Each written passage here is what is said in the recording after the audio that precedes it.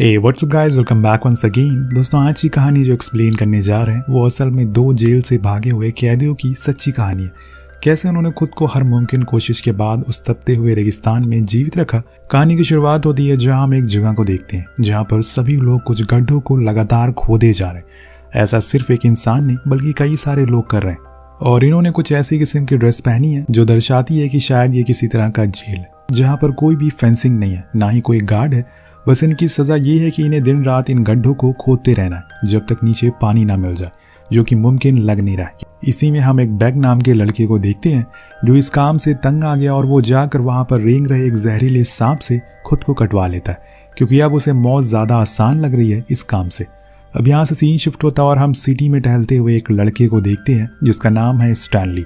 वो चल ही रहा होता है कि तभी उसके ऊपर न जाने कहां से एक जूता आकर गिर जाता जो किसी बेसबॉल प्लेयर का लग रहा था क्योंकि वो काफी महंगा भी था। अब यहाँ में एक और चीज पता चलती है कि स्टैनली का पूरा परिवार एक खोज में जुटा हुआ है कि कैसे वो जूतों से आ रही स्मेल को बदल सकते हैं एक खुशबू में। इसीलिए उन्होंने कई सारे जूते अपने घर में एक्सपेरिमेंट के तौर पर रखे हुए, लेकिन अभी तक उन्होंने ऐसा कोई भी तोड़ निकाल नहीं पाया। उन जूतों में से अभी भी स्मेल आ रही है और इसीलिए स्टैनली उसे भी रख लेता और अपने घर की ओर जाने लगता है। पर तभी न जाने कहां से वहां पर पुलिस आकर प्रकट हो जाती है और स्टैनली को उन जूतों के साथ देख लेती है जो कि एक मशहूर बेसबॉल प्लेयर के थे। वो कुछ दिन पहले ही चोरी हो गए थे। वो पुलिस वाला उसका पीछा करने लगता है और आखिर में उसे पकड़ भी लेता है। अब जब वो उसके घर जाकर उसके परिवार वालों को इस बारे में बताने के लिए जाता है तो वहां वो ढेर सारे जूतों को रखे हुए देखकर समझ जाता है कि स्टैनली को जूतों का शौक है, इसीलिए उसने ऐसा किया, उसने जूते चुराए। अब यहाँ पर जूते चुराने के केस में उसे अरेस्ट कर लिया जाता है और फिर कोर्ट में पेश किया जाता है जहाँ उसे पूरे 18 महीने की जेल होती है। अब उसे एक अजीब से जेल में भेज दिया जाता है जिसका नाम है लेक जेल। जब स्टैनली बस में बैठकर वहां पहुंचता है तो उसे दूर दूर तक कोई भी लेक दिखाई नहीं देती, बस दिखाई देता है तो ऊंचे ऊंचे पहाड़ और उसके बीच में खुदे हुए हजारों की तादाद में गड्ढे। और आज से स्टैनली भी उन गड्ढों को खोदेगा जो कि उसकी सजा है। कुछ देर बाद वो वहाँ के जेलर से मिलता है जो उसे बताता है कि उसे यहाँ से भागने का सोचना भी नहीं है क्योंकि ऐसा करने में वो मारा जाएगा क्योंकि दूर दूर तक कोई भी उसे मिलने वाला नहीं है जो उसे बचा लेगा। अब स्टैनली को वही यूनिफॉर्म दी जाती है जो यहाँ पर और लोग पहनते हैं। अब यहाँ पर उसे हर दिन वही काम करना होगा, यानी कि उन गड्ढों को खोदना होगा और यही उसकी सजा है।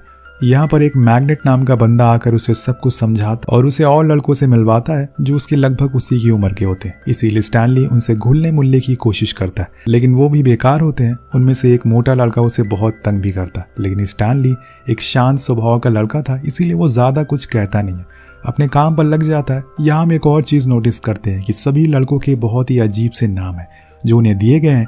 जैसे कि जो सबसे छोटा है यहाँ पर उसका नाम है जीरो क्योंकि वो जब से आया यहाँ पर वो किसी से बात तक नहीं करता, ना ही कुछ बोलता है। सभी कैदियों को लगता है कि उसका दिमाग खाली है या फिर वो गूंगा है और इसीलिए वो ऐसा कर रहा है। अब खाने का समय होता है और सभी अपनी अपनी टेबल पर बैठ जाते हैं जहाँ स्टैनली से पूछा जाता है कि उस पर एक मशहूर बेसबॉल प्लेयर माइकल जॉर्डन जूते चुराने का आरोप कैसे लगा। तो वो बताता है कि इसमें कोई भी सच्चाई नहीं है, वो मेरे जूते मेरे ऊपर आकर गिर गए थे, ना कि मैंने उन्हें चुराया था। अब यहाँ पर इतिहास में पहली बार जीरो के मुंह से कुछ निकलता है। वो कहता है कि क्या वो रेड कलर के थे? वो कहता है कि हाँ वो उसी रंग के थे। अब बात यहीं पर खत्म हो जाती है जिसके बाद सभी लड़के सोने के लिए चले जाते, लेकिन स्टैनली को उसकी दादाजी की सुनाई हुई कहानियां याद आने लगती है जो कि उनकी खुद की बनाई हुई थी, लेकिन उसमें कुछ बातें सच भी थी। जैसे कि जब वो जवान हुआ करते थे और लगभग 28 से 30 साल के थे तब उन्होंने बहुत पैसे कमाए। वो काफी नामी भी थे, लेकिन एक बारी जब वो रेगिस्तान से होते हुए जा रहे थे तो उन पर एक केट नामी औरत ने हमला कर दिया। उस समय वो बहुत ही मशहूर थी, वो अमीर आदमियों को पकड़ लिया करती थी और उनके सारे पैसे छीन लेती थी और इसके बाद वो उनके माथे पर एक किस करती थी और वहां से चली जाती। यही उसका सिग्नेचर स्टाइल था जो वही निशानी के तौर पर छोड़ती थी। अब पैसे खत्म हो जाने की वजह से स्टैनली के दादाजी एक गांव में कुछ बकरियों को पालना शुरू कर देते हैं और उसी से उन्हें कुछ पैसे मिल जाया करते थे। पर एक दिन जब उन्होंने अपने मालिक की बेटी को देखा तो उन्हें उससे पहली नजर में ही प्यार हो गया, जिसके बाद क्या था वो उससे बातें करने लगे और फिर एक दिन वो मैडम जीरोनी के पास पहुंचते जो कि एक ज्योतिषी थी जिनसे वो खुद की और उस लड़की के फ्यूचर के बारे में पूछते हैं। तो वो उससे बताती है कि तुम्हें जितनी जल्दी हो सके उसे भूल जाना चाहिए क्योंकि वो तुम्हारे लिए सही नहीं है। वो लड़की अपने बाप की तरह एक नंबर की बददिमाग है, उसके पास दिमाग की कमी है। लेकिन दादाजी को ये बात समझ नहीं आती और वो जाकर उसके बाप से सीधा उसका हाथ मांग लेते, पर वो तो उसके मुंह पर ही मना कर देता और वहां से उसे भगा देते। तो स्टैनली के दादाजी फिर से मैडम जीरोनी के पास जाते हैं और उसे सारी कहानी बताते। जिसके बाद वो उसे एक आइडिया देते हैं कि तुम्हें उस ऊंचे पहाड़ पर जाना है और वहां जाकर एक सूअर के बच्चे को लेकर जाना है और उस बच्चे को वहां पर पानी पिलाना है, जिसके बाद वो बड़ा हो जाएगा। फिर उसे उसके बाप को लाकर दे देना, जिसके बाद वो तुम्हें अपनी बेटी से शादी करने के लिए राजी हो जाएगा।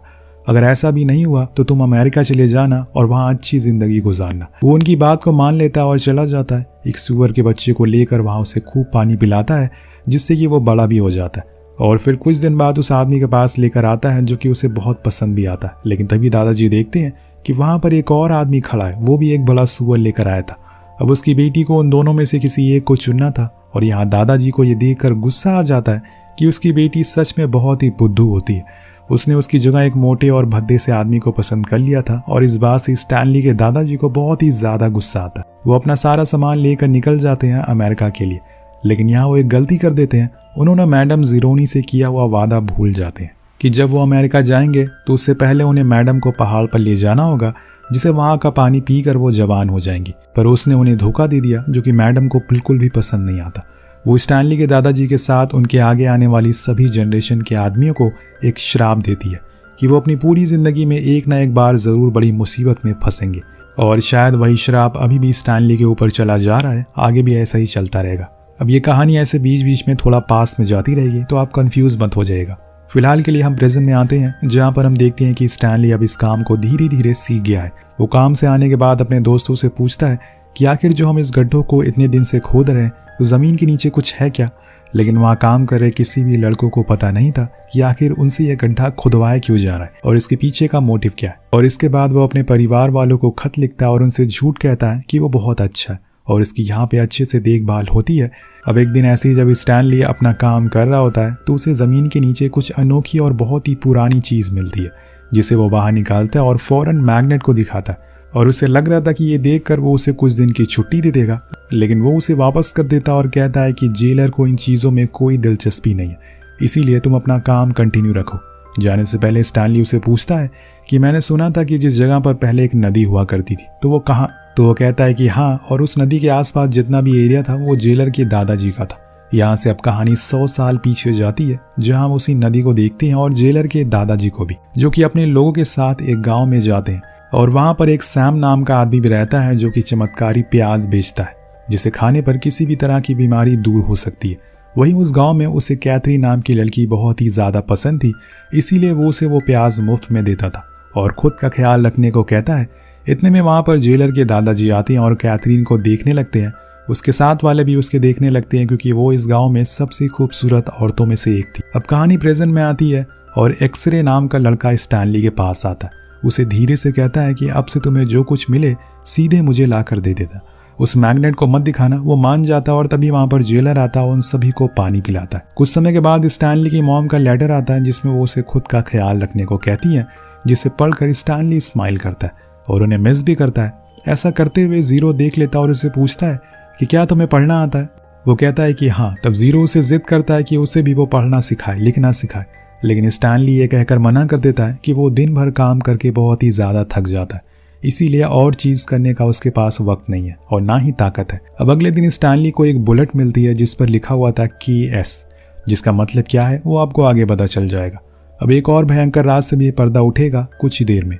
कुछ देर बाद वहाँ पर एक लेडी आती है, जो कि जेलर के दादाजी के गाँव के मालिक की पोती थी, जो कि इन बच्चों से काम करवा रही थी। और उसे हमेशा से ये शक था कि कहीं न कहीं यहाँ पर किसी बहुत ही बेशकीमती खजाना छुपा हुआ है, जिसके लिए उसने सरकार से मदद मांगी है और फिर इस जगह को एक कैंप बना दिया और इस काम को शुरू कर दिया।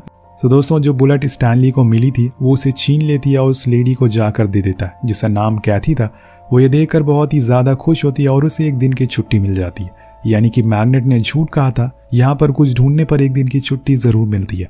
इसीलिए स्टैनली भी अब काम में जुट जाता है। वहीं हम पास में जाते हैं तो देखते हैं कि सैम और कैथरीन की बातें अब तेज पकड़ रही हैं, लेकिन ये चीज़ उस गांव के मालिक को अच्छी नहीं लगती। एक दिन जब सैम कैथरीन के स्कूल में जाता है तो वहाँ वो स्कूल की टूटी हुई छत को देखता है और वादा करता है कि वो उसे जल्द से जल्द ठीक कर देगा। अब कुछ दिन का काम तो खत्म हो जाता है, लेकिन इन दोनों की बातें खत्म नहीं होती।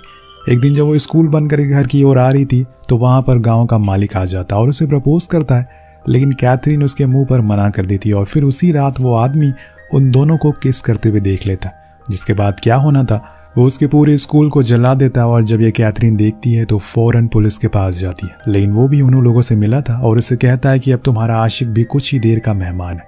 कैथरीन भागते हुए सैम की बोट के पास जाती है, लेकिन तब तक उन लोगों ने उसे मार दिया था, जिसके बाद उसके अंदर एक बदले की आग जाग जाती है और वो सही मौका देखकर उस पुलिस वाले को एक दिन मार डालती है, जिसके बाद वो उसके माथे पर किस करती है और बन जाती है कैथरीन किसर लेडी, जिसके बाद स्टैनली के दादाजी हमेशा किया करते थे। वो वही लड़की थी जिसने उन्हें बर्बाद किया था, जो उस बुलेट पर लिखा था शायद वो केस का मतलब कैथरीन और सैम हो सकता है। वो गोली कैथरीन की बंदूक की हो, शायद ऐसा ही हो सकता, जहां तक मुझे लगता है। अब काम के समय जेलर पानी का टैंक लेकर दोबारा आता है और सभी को पानी देता है और सही मौका देखकर एक लड़का उसे ट्रक से एक बीच का बैग चुरा लेता है। जब वापस आने पर वो जेलर देखता है तो वहां उसका बैग नहीं था, इसीलिए वो सभी से पूछता है इस बारे में, लेकिन हर कोई झूठ बोलता है। परंतु वो बैग उन्होंने स्टैनली के पास छुपा दिया और ऐसा करते टाइम वो बैग फट जाता है और सारी बीज गिर जाती है, जिसके चलते वो पकड़ा जाता है। अब यहाँ पर स्टैनली अगर चाहता तो बता सकता था कि ये काम उसका नहीं है, लेकिन फिर भी वो अपने दोस्तों के लिए सारा गुनाह अपने सर ले लेता है,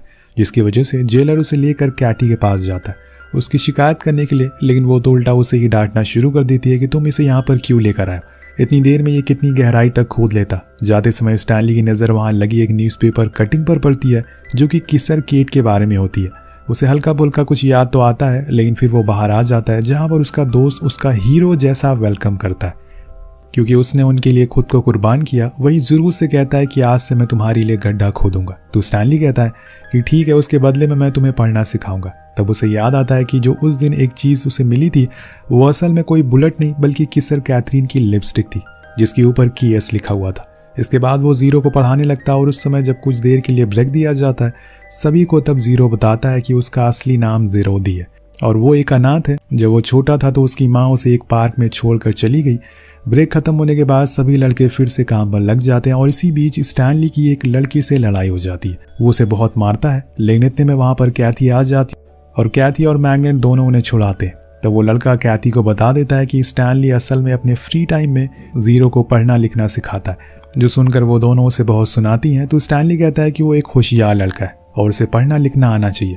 तभी मैग्नेट आकर उससे कहता है कि तुम्हारा दोस्त जीरो एक बुद्धू और नालायक लड़का है। वहीं दूर खड़ा जीरो को गुस्सा आ जाता है, वो मैग्नेट के ऊपर रॉड से हमला करके उस रेगिस्तान की ओर भाग जाता है जहां से आज तक कोई भी वापस नहीं आया। उसके जाने के बाद स्टैनली को उसकी बहुत याद आने लगती है, क्योंकि अभी वो बहुत ही छोटा और ऐसे में खुद को इतनी गर्मी में जिंदा रख पाना आसान नहीं है।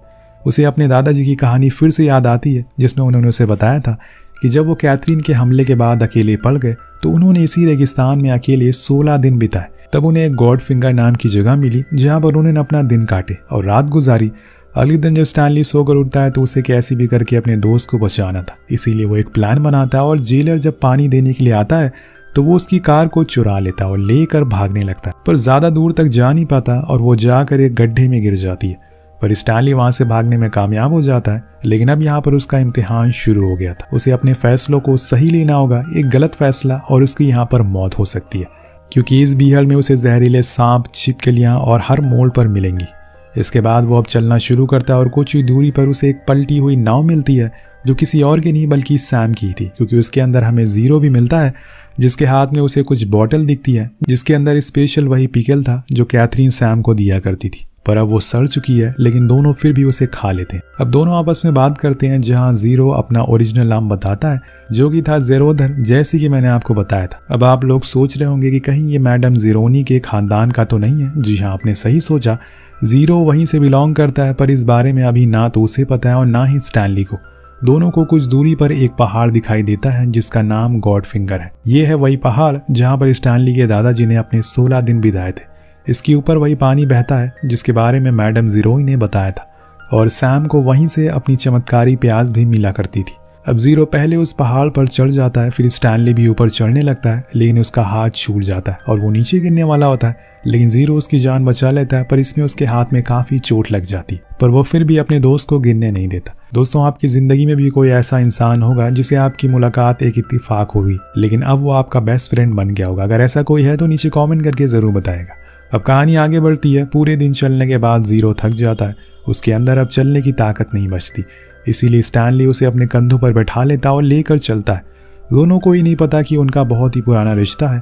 जीरो के पैर में चोट लगने की वजह से वो अब बेहोश हो जाता है। जब कुछ देर होश आता है तो वो उसे बताता है कि असल में उसी ने वो जूते उसके ऊपर फेंके थे ताकि उसे कोई ना पकड़े, और वो उसके लिए माफ़ी भी मांगता है। तो स्टैनली कहता है कि कोई बात नहीं, उसके दादाजी कहते हैं कि माफ़ करने से कोई इंसान छोटा नहीं होता। और फिर दोनों ऊपर पहुंचते हैं जहां उन्हें वो पानी और चमत्कारी प्याज भी मिल जाती है, यानी कि वो अभी भी एग्जिस्ट करती है। यहाँ हमें एक और चीज़ पता चलती कि जो वादा सैम ने मैडम ज़ीरोनी से किया था वो अब स्टैनली ने उनके पोते को पहाड़ का पानी पिलाकर पूरा कर दिया। इसीलिए उनके ऊपर वो लगा हुआ श्राप खत्म हो जाता है और उनकी सारी मुसीबतें भी खत्म हो जाती है। स्टैनली के डैड ने एक फार्मूला भी बना लिया जिससे कि वो शूज से आ रही स्मेल को खत्म करने में कामयाब हो गए। उधर श्राप हटने के बाद स्टैनली की लॉयर को सबूत मिल जाता है कि वो बेगुनाह है और इसीलिए वो उसे लेने के लिए कैंप में आती है, पर वहां तो उसे पता चलता है कि वो तो भाग चुका है अपने एक साथी के साथ। कहानी एक बार फिर हमें कैथरीन के समय में ले जाती है जहां पर कुछ सालों बाद उसे सैम की बोट मिल जाती है और वो उसके पास बैठकर खूब रोती है। लेकिन तभी वहां पर गांव का मालिक आता है और उसे खजाने के बारे में पूछने लगता है कि वो कहां पर है। लेकिन कैथरीन इतने में खुद को एक छिपकली से कटवा लेती है जिसकी वजह से वहीं उसकी मौत हो जाती है और वो खजाना कहाँ है वो राज भी उसी के साथ चला जाता है। जिसके बाद उस गाँव के मालिक के पूछते उस खजानों को ढूंढ रही है और अब जाकर वो कैथी पर आकर रुक गई है। खैर प्रेजेंट में आते हैं जहां हम देखते हैं कि स्टैनली को पता चल गया है कि वो खजाना आखिर कहाँ है। ये लोग आखिरकार इतने सारे गड्ढे खोद रहे हैं। वो वापस से उसी जगह जाता है और जहां से वो लिपस्टिक मिली थी वहीं खुदाई करने लगता है। तभी उसे एक बॉक्स मिलता है, लेकिन इतने में वहां पर कैथी आ जाती है और उस बॉक्स को लेने की कोशिश करती है, पर जब वो देखती है कि उस बॉक्स के ऊपर बहुत सारी रेगिस्तान छिपकलियां हैं तो वो उसे दूर भाग जाती है। कुछ ही देर बाद वहां पर स्टैनली का वकील वापस आती है और इस बारी वो अपने साथ पुलिस को भी लेकर आई थी। इसी मौके का फायदा उठाकर कैथी उनसे कहती है कि ये लोग उसका खजाना लेकर भाग रहे हैं, पर तभी स्टैनली की नज़र उस बॉक्स पर लिखे हुए एक नाम पर पड़ती है जिसके ऊपर उसके दादाजी का नाम लिखा था। वही खजाना होता है जो असल में कैथरीन ने उससे तब छीन लिया था जब वो सफ़र पर थे, और सभी लोग सच जान जाते हैं और कैथी और उसके लोगों को गिरफ्तार कर लिया जाता है क्योंकि वो गैर कानूनी तरीके से यहाँ पर बच्चों से काम करवा रहे थे। उधर स्टैनली को भी फ्री कर दिया जाता है क्योंकि उसके ऊपर लगे हुए आरोप झूठे थे और उस खजाने को उसे सौंप दिया जाता है। अब जब वो उसे लेकर अपने घर जाता है तो उसके दादाजी उसे देखकर हैरान हो जाते हैं। जब वो लोग उसे बॉक्स को खोलते हैं तो उसमें अरबों का सोना था जो किसी जमाने में उन्हीं का हुआ करता था। किस्मत हो तो ऐसी। अब ये लोग उस खजाने की मदद से एक बड़ा सा घर खरीद जिसमें वो सभी बच्चे रहते हैं जो स्टैनली के साथ उस कैंप में काम करते थे। वहीं दूसरी ओर हमें दिखाया जाता है कि जीरो को उसकी मॉम मिल जाती है, जिसके साथ इस कहानी का यहीं पर अंत हो जाता है। वेल, आपको कहानी कैसी लगी नीचे कमेंट करके जरूर बताएगा। मिलते हैं अगली वीडियो में। Peace out.